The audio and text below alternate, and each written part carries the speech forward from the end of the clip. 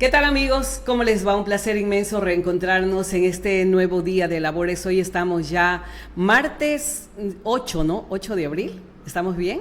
Sí, Ok. 8 de abril. 8 de abril del 2025. Me puse un poquito dudosa porque justamente ayer se recordaba un año más de la partida de un ser muy especial.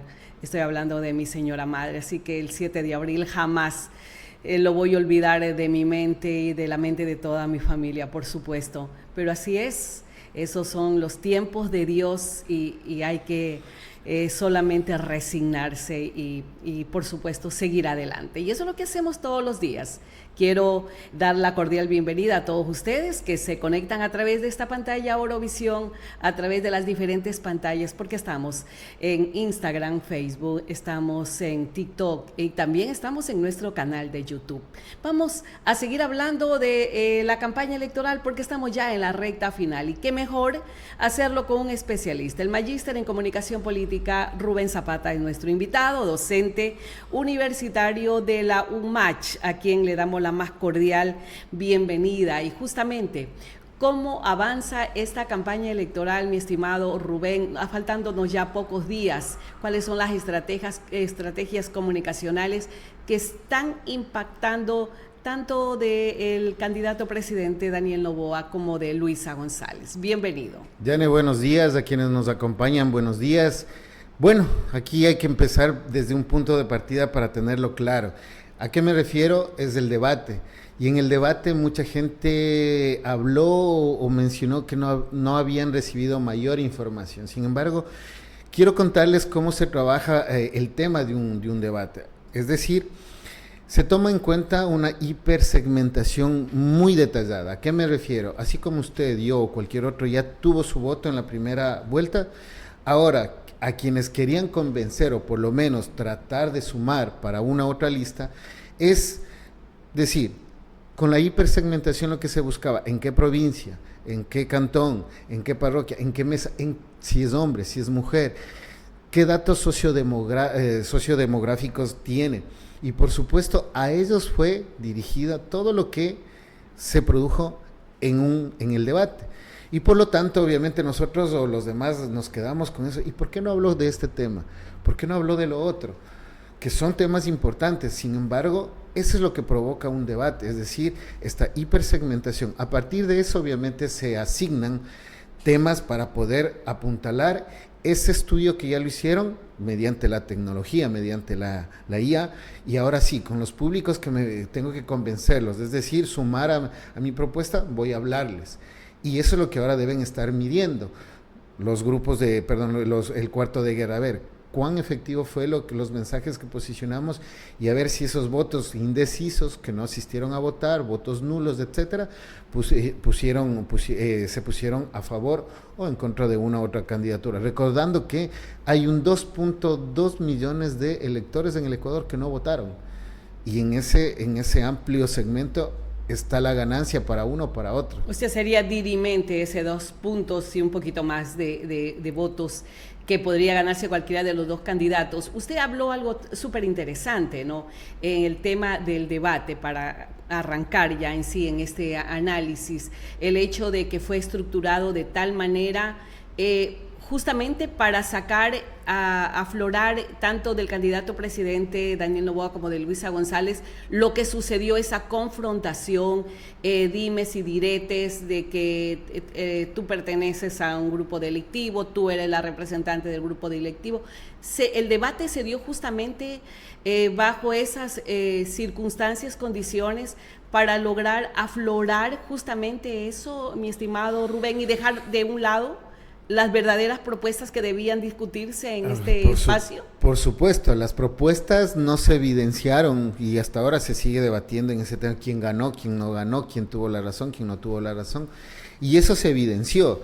Y sobre todo, primero, otra vez, hay que partir de lo que antes había, es decir, por ejemplo, Daniel Noboa hizo una campaña netamente de lo que son redes sociales, y Luisa González, de acuerdo a la estructura y la experiencia que ya le dio o que tiene la Revolución Ciudadana, seguía una estructura orgánica, es decir, de cómo han tenido su trabajo desde territorio.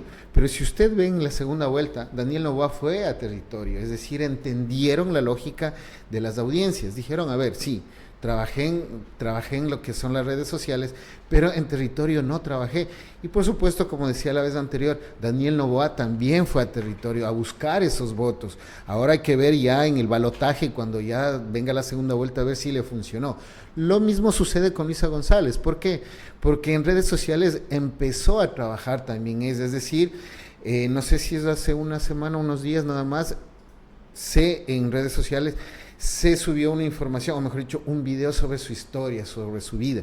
Es decir, ella entendió que lo que hizo, lo que aprendió desde la experiencia de la Revolución Ciudadana está bien, pero también redes sociales no lo había apuntalado y ella está haciendo ese trabajo. Es decir, se han dado cuenta, ahora solo el tiempo nos va a dar la razón, o les va a dar la razón en el momento del voto, a ver si esto funcionó o no funcionó como estrategia, dándose cuenta de sus errores. Rubén, sin duda esta segunda vuelta es atípica, ¿no? Esta campaña electoral no es lo que hemos estado acostumbrados los ecuatorianos, como que se están viendo los errores, quién comete un error. Incluso creo que los asesores políticos del mismo cuarto de guerra de los dos candidatos están cuidando, ¿no?, que no den entrevistas, o bien dar entrevistas a medios de comunicación que realmente puede garantizarle que va a tener una buena entrevista y no le va a preguntar temas neurálgicos como que si pertenece o no a un grupo delictivo, o si su empresa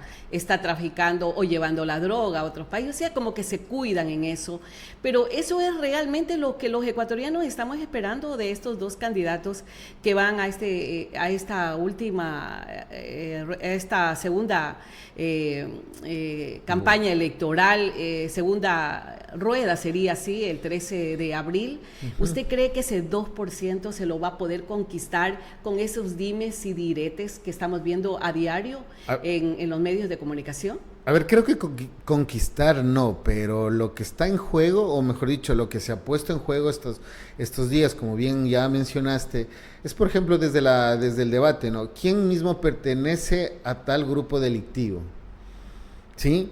Y no dando una respuesta al tema de seguridad, sino, como tú planteas, si es que la empresa es o no culpable del tráfico, si es que pertenece o no a tal grupo. Entonces, estos datos que empezaron a dar, que se dio en el debate, siguió en el postdebate, es decir, con videos tanto a favor del uno y del otro y viceversa.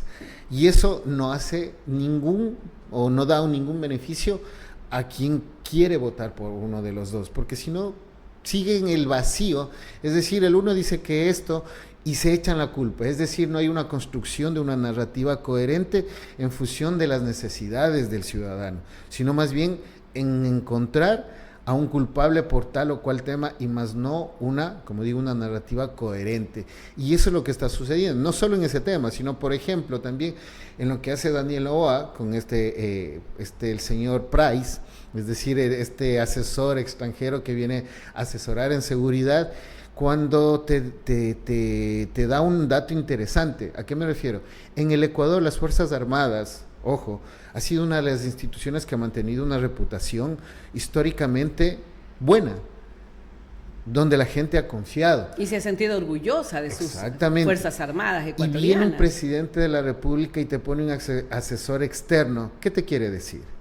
O sea, ustedes no funcionan, no valen. Entonces mire cómo también se juega con esa reputación de una institución que tal parece que una reputación que en definitiva, si el mismo presidente de la República pone en duda, como que las demás autoridades de baja jerarquía y el mismo pueblo, como que eso no tiene ningún impacto negativo.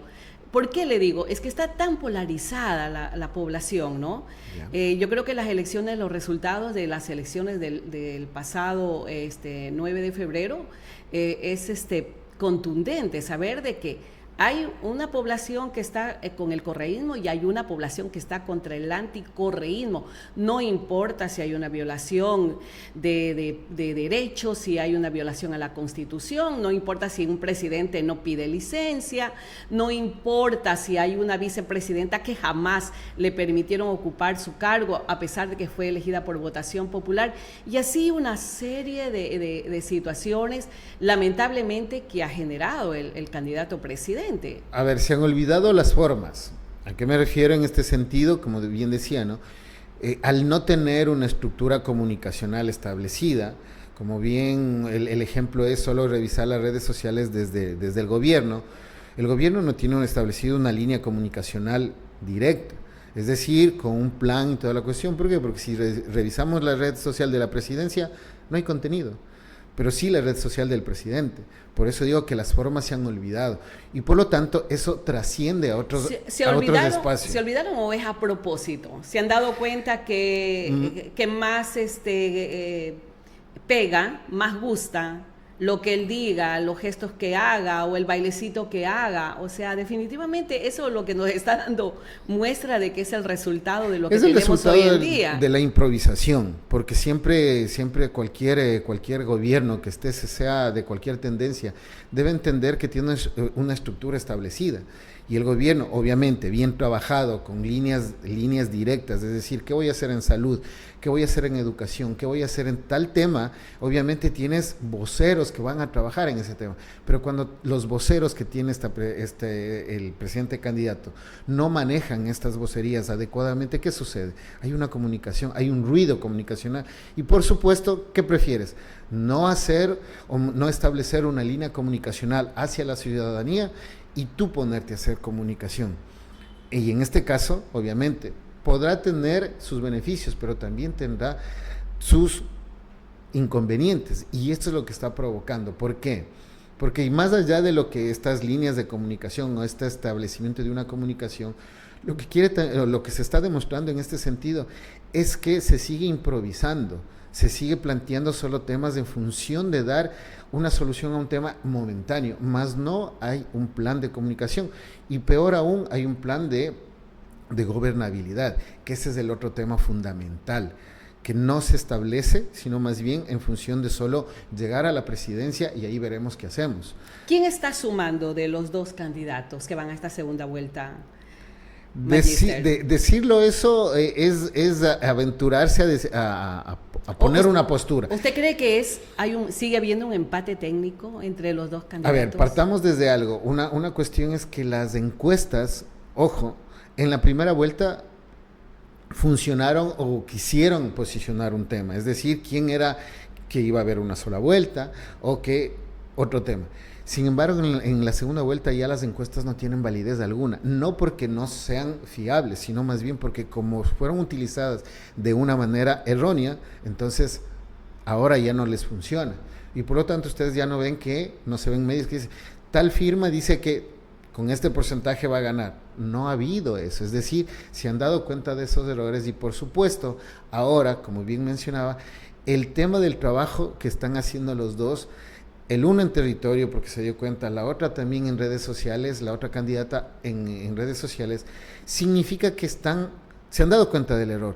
Sin embargo, ese porcentaje que todavía está dudoso, que tiene que decidirlo, yo creo y sigo manteniendo lo que mientras el uno ha construido, por la experiencia de ser trajinar político, ha construido una emotividad dentro del voto duro y que el voto duro también transmite la posibilidad de otros votos, va a funcionar para mí. ¿Por qué? Porque planteó una emotividad, es decir, construyó toda una lógica a partir de un plan programático, mientras que la otra candidatura todavía está construyendo.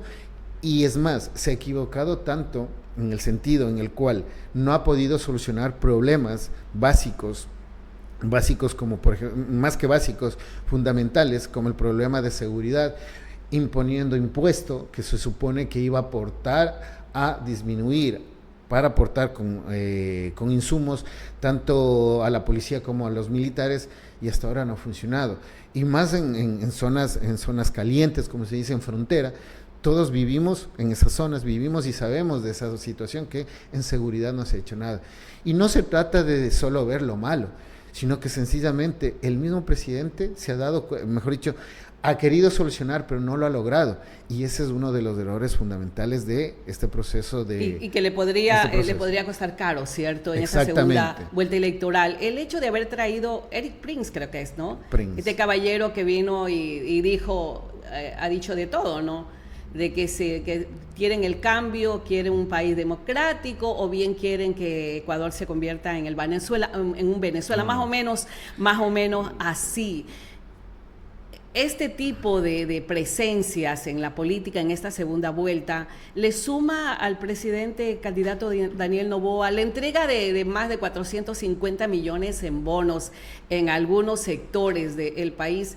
¿Esto también le puede sumar al candidato presidente? A ver, yo creo que sí puede sumar en el sentido de que alguien puede verlo eso como algo positivo y va a ver que posteriormente puede ser que siga recibiendo este tipo de bonos. Sin embargo, sabemos que este es un método cortoplacista. ¿A qué me refiero? Me pagan, te doy, es decir, te doy el voto. Y eso significa que... O sea, esa es la impresión que puede estar dando, que está comprando el voto a través de estos bonos. Exactamente, o sea, quienes diarios y beneficiarias van a decir, bueno, por lo menos me está dando algo.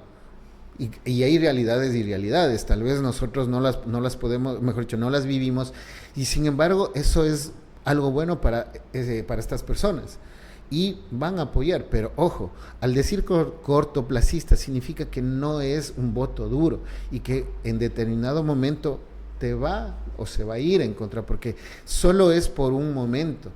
Y eso también a la política le hace daño, porque no es un voto de conciencia, de creer en un programa, en un proyecto político. Y eso también en determinado momento nos va a traer consecuencias como el que después de quien gane, después del domingo que vamos a votar, sencillamente esas mismas personas o esos mismos grupos también quieran incidir en qué sentido, en que si ya ven que no tienen más apoyo, van automáticamente a estar en contra de lo que diga uno o tal candidato o la persona que gane. Bueno, pero ya votando por él 4 años más y así se paren de cabeza, igual la situación va a continuar. Claro, tal vez en esas condiciones. Esa, ¿no? Esa es la cuestión crítica, que tal vez por supuesto. Es cortoplacista, pero después tenemos 4 años que tendremos que ver qué hace, quién gane y cómo lo va a solucionar y sobre todo cómo va a construir una realidad que el Ecuador necesita. Con problemas tan neurálgicos como los que estamos viviendo. La posición de la CONAIE a favor de Luisa González puede ser también esos votos que requiere la candidata correísta para llegar al poder. Yo creería que en ese sentido no. ¿Por qué? Porque estamos hablando de números. Y como ya hemos visto lo que ha sucedido, es decir, ISA quiso imponer el apoyo a Luisa González. Sin embargo, ha habido divisiones ya entre partes de la CONAIE y obviamente esa división, ¿qué es lo que genera? Puede inclusive ser contraproducente para Luisa González.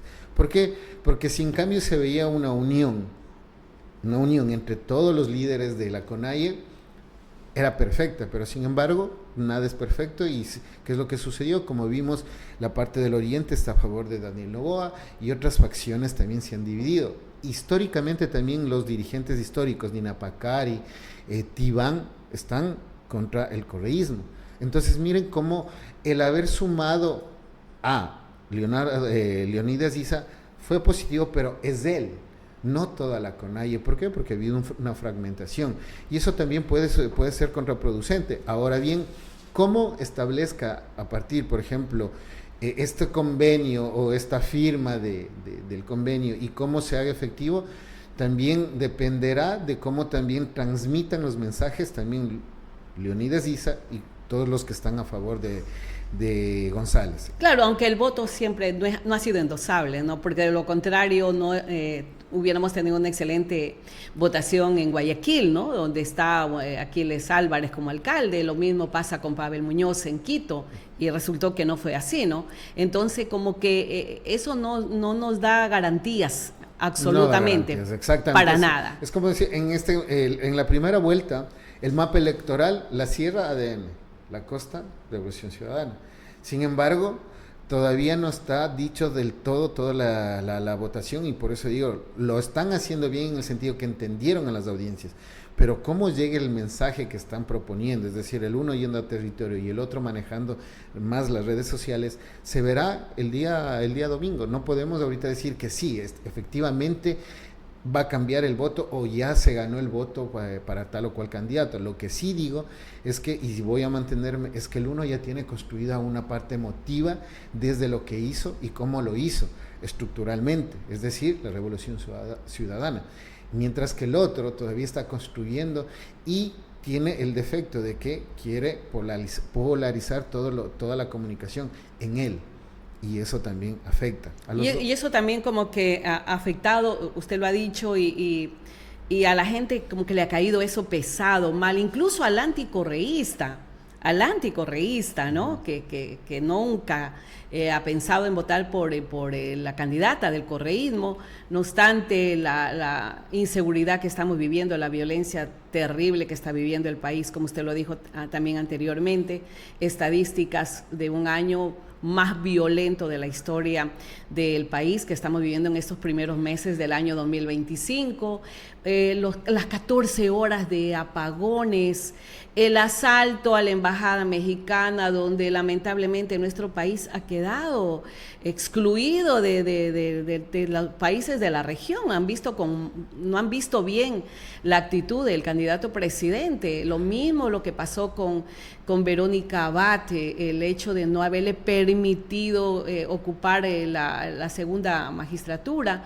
Y no solo eso, también aquellos contratos, lamentablemente, que según las mismas páginas del CERCOP, que se puede contrastar, están vinculadas a la familia del candidato presidente Álvaro Noboa. ¿Esto no abre la puerta a un triunfo de la izquierda en el Ecuador? A ver, primero planteemos un tema aquí. Comunicacionalmente lo que se está haciendo por parte de los dos es un control de daños. Porque como tú bien planteas, sale el uno y tiene que enseguida salir otro vocero a decir, no, miren, esto pasa. Sale el otro y empiezan ese control de daños, vamos a ver hasta qué punto puede contener toda esa mala vocería que están teniendo. ¿Y cómo queda el ciudadano ahí? El ciudadano queda con una información tergiversada, obviamente, por un lado, pero también, por tercera vez, van a regresar el tema de las emotividades, porque recordemos una de las cuestiones que el voto es emotivo. Así como hay anticorreístas, hay antinovoístas que en principio le dieron el voto, pero vieron que en un año no ha solucionado nada. Y también se van a transformar en antinovoístas. ¿Por qué? No porque no porque se vayan a la ala correísta, sino sencillamente porque vieron que su voto no funcionó. Uh-huh. Entonces miren cómo no se trata solo de decir quién ganó o quién tiene la mejor campaña, sino entender que la gente también se da cuenta de que sí, yo te apoyé, pero no funcionó. Alguien dirá, o siempre va a decir, en un año no hay cómo solucionar nada, es verdad. Sin embargo, ni siquiera en uno de los temas de empleabilidad, de seguridad, se ha trabajado coherentemente, y eso es lo que la gente se da cuenta. Obviamente, tal vez nosotros nos damos cuenta porque estamos justamente en zonas calientes, pero la gente que en cambio, donde no vive estas realidades tan violentas, obviamente va a decir, no, la seguridad está bien, pero acá no, pues. Acá la gente te va a decir, no, ¿cómo me va a decir que está solucionando? Nos cobró impuestos, le di el voto y vemos los resultados. Lo mismo por el otro lado, también existe esa construcción de la narrativa a partir de lo que es o lo que supuestamente es la figura de Luisa González, pero sumada a lo que también se establece con la ayuda o con el apoyo de Rafael Correa, que para mí hasta ahora, como planteé desde la última vez que estuve por acá también, si él no aparece, me parece genial. No, porque vuelvo y repito. Y si aparece, bueno. Y si aparece, que no le embarre. Algunos consideran que le resta cada vez que aparece. Entonces, o publica información que no ha sido contrastada y que hay aquí una institución, una empresa, ¿cómo le puedo llamar? Lupa Media, que se encarga de contrastar la información y lo que es verdad y lo que es mentira. Uh-huh. Pero lo que sí hay en la percepción ciudadana, Rubén, es que si hay un margen hay un margen muy, muy pequeño entre los dos candidatos y se sigue conservando ese voto duro y no ha habido un desencanto luego del debate presidencial que tuvimos en días pasados, puede haber el peligro, según los anuncios que hace, el no uso del celular, con multas altísimas que comunicó el Consejo Nacional Electoral en días pasados. Y ahora dice la presidenta Diana Tamay que más de 25 recintos electorales no podrían estar aptos para las elecciones de este 13 de abril. ¿Cómo le suena eso? Un taxista me decía, oiga, señora, para mí que nos quieren hacer fraude. O sea, ese es el sentir y mucha gente piensa eso. ¿Cómo lo recibe el ecuatoriano ese tipo de anuncios de parte del máximo organismo de este proceso electoral, como es el CNE? Ya. A ver, en principio obviamente hace ruido que ¿por qué en estas 25 mesas hace un ruido enorme? No van a estar listas y habrá a veces circunstancias. Sin embargo,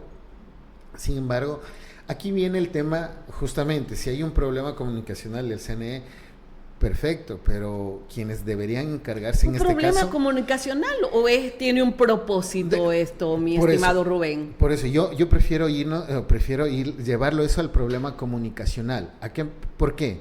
Porque si cualquiera de los dos candidatos sabe que existen estos problemas, entonces convoco a mi ciudadanía, a mi espacio militante, al espacio democrático que quiere ver. Pero esas juntas receptoras del voto, esos recintos electorales son los de la costa. Pero por eso mismo. Son los de la costa donde definitivamente ganó la candidata correísta. Listo. Entonces eso significa que la comunicación de Luisa González tiene que ser mucho más firme. ¿A qué me refiero?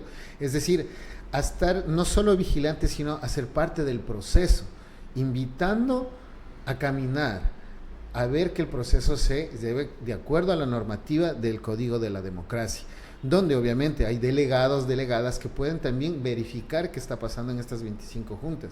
Y obviamente también puede hacer una comunicación buena tratando de posicionar de que solo el trabajo conjunto puede también evitar este tipo de situaciones.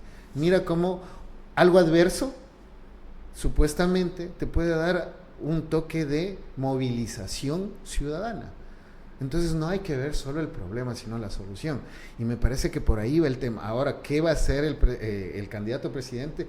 También hay que estar atentos, porque él también puede salir y empezar a decir que no es que sea que haga ruido comunicacional, sino que el CNE está trabajando de la mejor manera. Y las dos cosas pueden ser válidas, pero, vuelvo y repito, cada candidata va a tener la opción de cómo transforma este aspecto negativo algo positivo para el día de las elecciones. El uso del celular, no uso del celular. Yo creo que así como hay la ley, hay la trampa, y van a haber personas que se den la manera de sacarle las fotografías del voto. Obviamente, no digo que lo hagan, no vayamos por ahí, pero va a haber personas que lo hagan. ¿Por qué? Y eso va a estar en redes sociales. Mira, pero si yo voté por tal y como esto, o sea, va a haber una comunicación dentro de la esfera digital, justamente para que vean que el ciudadano, es verdad que hay una normativa, pero también que el ciudadano también quiere saber qué está sucediendo con su voto. Obviamente esto va a ser penado y espero que no lo hagan, porque si no puede surgir muchos problemas, pero estoy seguro que va a haber fotografías de los votos para inclusive dar de qué hablar en las redes sociales, que si alguien llega a ganar en tal o cual mesa, pero no, si yo voté de esta forma. Como ha pasado históricamente, han aparecido papeletas en determinado lugar.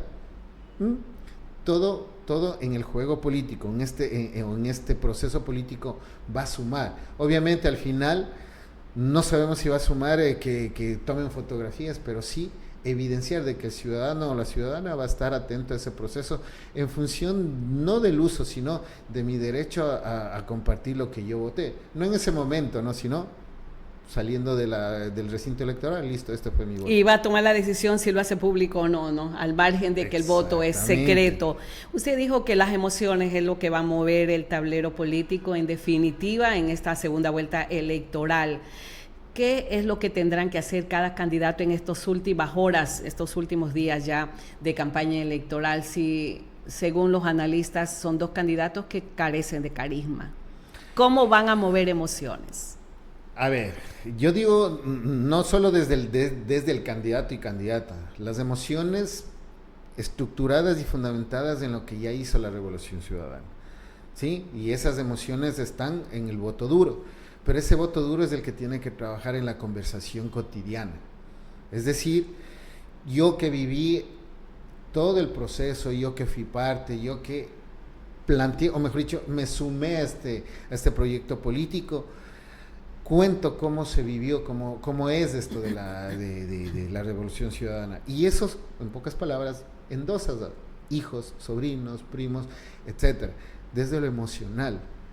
Porque dicen, miren, pasó esto, aquello. Y esa emoción es la que más, esta emotividad es la que más está todavía latente en el voto duro. Ojo, ¿no? Estoy bien claro, en el voto duro, y cómo el voto duro se comporte va a ser fundamental. Mientras que el otro va a ser el anticorreísmo. Pero ojo que tampoco es de ADN, que también está en ese vacío. ¿Por qué? Porque le dio el voto, pero no le funcionó, sino más bien solo se dedicó ADN a culpar a los demás y no a hacer el trabajo que debía hacer. Y ese es el duro trabajo que tiene que hacer ADN. En estos días es imposible, pero sí plantear el tema de que lo que puede hacerse, o mejor dicho, lo que se planteó hacer, se puede mejorar en función de un nuevo gobierno o una reelección, pero eso ya dependerá de la persona. Como digo, no es anticorreísta, sino es sencillamente viendo que no funciona, le dio el voto, pero hay muchos que se decepcionaron. Se decepcionaron y van a cambiar con seguridad. Puede ser. Las redes sociales siguen jugando un papel importantísimo, y va a ser preponderante en estos días. Por supuesto, recordemos que, o mejor dicho, si hacemos solo aquí en el estudio, las personas que nos ven, abrimos una red social y está Daniel y Luisa, están tarde, día y noche, están ahí. Ahora, ¿cómo la ciudadanía perciba esa comunicación o esos mensajes? Ese es el dato. Es decir, por ejemplo, yo personalmente me cansé de los dos. ¿A qué me refiero? Porque estoy revisando una cosa y sale el uno, sale la otra. Entonces, como que agobia. ¿Y eso no puede estar pasando en el electorado? Sí, agobia porque definitivamente desde el debate empezó a hacer ese postdebate en redes sociales, sí, pero para ver justamente quién era definitivamente o no de un grupo delictivo. ¿Usted cree que va a haber sorpresas en esta segunda vuelta electoral? Más que sorpresa... Hablando justamente de eso, del hastío de la gente, de que está agobiada, cansada de lo mismo, o escuchar que cada uno se saca los cueros al sol y que definitivamente no se aterriza en lo que quiere el Ecuador. Sí, yo creo que esperar primeramente que sea un voto consciente. No podemos decir si debe ser de un lado, de otro, de una bandera a otra. Sin embargo, las emotividades, las emociones van a estar latentes al 1000%. A flor de piel. Al 1000%. Pero eso significa que también los últimos días, es decir, estos, ¿cuánto estamos? Martes, miércoles, 4 días, tienen que jugarse también con información de calidad. No solo estando en la red, ni apenas uno abre, sale, ¿no? Sino más bien, ¿qué es lo que te comunico? En 8 segundos. Hay una ley en comunicación, no una ley, sino una perspectiva en comunicación. Si en 8 segundos no me llama la atención, ¿qué hacemos nosotros? Scrolleamos. Así es, pasamos y vemos algo que nos impacte. Entonces por ahí también debe ir el tema y obviamente los mensajes súper locales. Los jóvenes serán dirimentes también, siguen siendo dirimentes. ¿Qué es lo que piensa el alumnado de la Universidad Técnica de Machala, aquel que usted tiene contacto a diario en sus clases de comunicación? Creo que no podría decir que está a favor del uno o el otro. Unos han vivido la experiencia o les han contado el ¿Hay tema un despertar de los jóvenes? La Revolución Ciudadana, otros en cambio no han vivido y tienen la narrativa actual, y eso te da cuenta de que los medios de comunicación son fundamentales. ¿Por qué? Y obviamente es una cuestión generacional, pero esa misma lógica hace de que sea más rica en el análisis, para ver cómo los medios han jugado un papel fundamental. Pero sin embargo, no podría decir que hay a favor o en contra. Lo que sí puedo decir es que sí hay estudiantes informados hay otros que todavía siguen pensando que la política es sucia, y siempre les seguiré diciendo que no es la política, sino quienes ejercen los cargos públicos, pero en ese juego todavía están, pero están atentos, porque muchos dicen, ¿qué va a pasar? Porque mi papá tiene el negocio, yo quiero trabajar, o sea, sí están atentos. O sea, si hay una reflexión, o sea, sí por todo lo que estamos viviendo hoy en día. Obviamente también hay estudiantes que no quieren saber nada de política, es normal, pero justamente en ese público es el que va a decidir, o el que tienen que captar los dos candidatos. Y ahí se jugará en redes sociales, cómo se comunican y cómo motivan cada uno de los candidatos. Muchísimas gracias, mi querido Magíster Rubén Zapata, nuestro invitado del día de hoy, docente de la Universidad Técnica de Machala. Lo dejo con las palabras finales. Yane, muchas gracias a quienes nos acompañan. También un buen día, y por supuesto vamos a estar en otras ocasiones visitando y conversando de esta manera tan fluida sobre temas tan importantes para la ciudadanía. Muchísimas gracias, amigos. Gracias por acompañarnos. Mañana estaremos hablando de una administración exitosa. Estamos hablando de la presidencia del Club de Leones de Machala, que no solamente está entregando una edificación moderna, hermosa, sino un trabajo extraordinario en la actividad social, en el segmento más vulnerable que tiene nuestra ciudad y la provincia. Así que mañana la doctora Rosita Mazón, nuestra invitada, presidenta del Club de Leones de Machala, aquí en Orovisión. Que tengan un maravilloso martes y gracias por acompañarnos.